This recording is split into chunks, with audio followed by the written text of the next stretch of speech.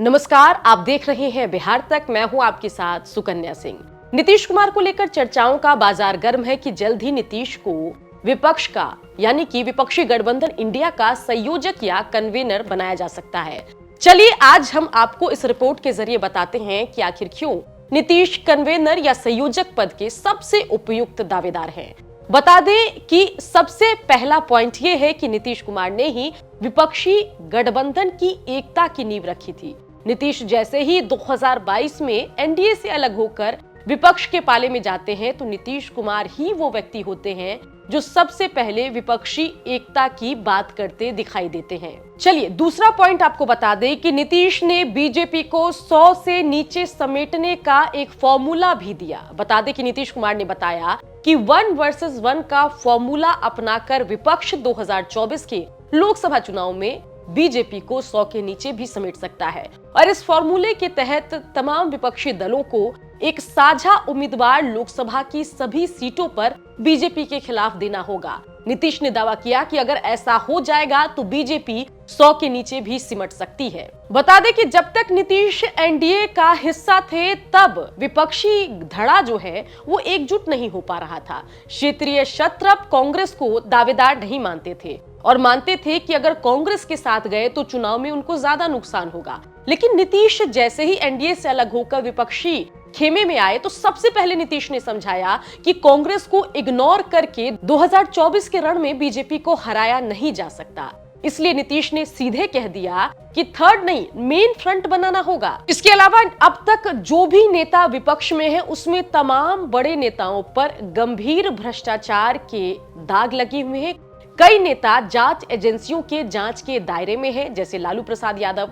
इसके अलावा राहुल गांधी और गांधी परिवार पर भी कई मुकदमे चल रहे हैं।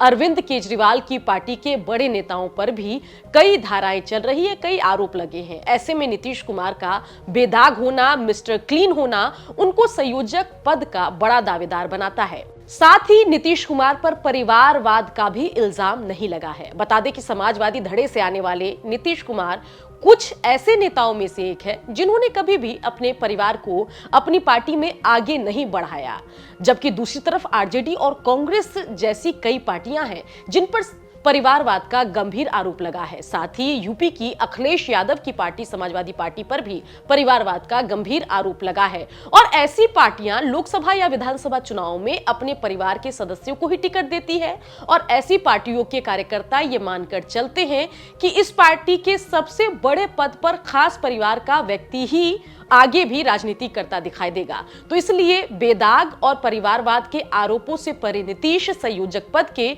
एक बड़े दावेदार माने जा रहे हैं। अगर नीतीश कुमार के पॉलिटिकल करियर की बात करें तो बिहार के सीएम के तौर पर जहां नीतीश कुमार को 17-18 साल काम करने का अनुभव रहा है, वहीं केंद्र में कृषि मंत्री के साथ साथ रेलवे मंत्री के तौर पर भी नीतीश कुमार ने अटल बिहारी की कैबिनेट में काम किया है, जिससे साफ है कि नीतीश कुमार को बिहार के सीएम के साथ साथ केंद्र में मंत्री के तौर पर काम करने का एक लंबा चौड़ा अनुभव है और उनका यही अनुभव उनको विपक्षी गठबंधन में संयोजक पद का प्रबल दावेदार बनाता है। तो देखा आपने कि किस तरीके से अपनी इन खूबियों की वजह से नीतीश विपक्षी गठबंधन में संयोजक पद के बड़े दावेदार हैं। अब देखना होगा कि जब दावेदारों के नाम की चर्चा होगी, संयोजक का नाम तय करने की बात आएगी, तो क्या इंडिया गठबंधन के बड़े नेता जैसे कि ममता बनर्जी, अरविंद केजरीवाल, कांग्रेस के राहुल गांधी नीतीश की इन खूबियों पर चर्चा करेंगे या नहीं। देखना होगा कि क्या नीतीश कुमार को विपक्षी गठबंधन का कन्वीनर बनाया जाता है या नहीं। बिहार की खबरों के लिए बने रहिए, देखते रहिए बिहार तक।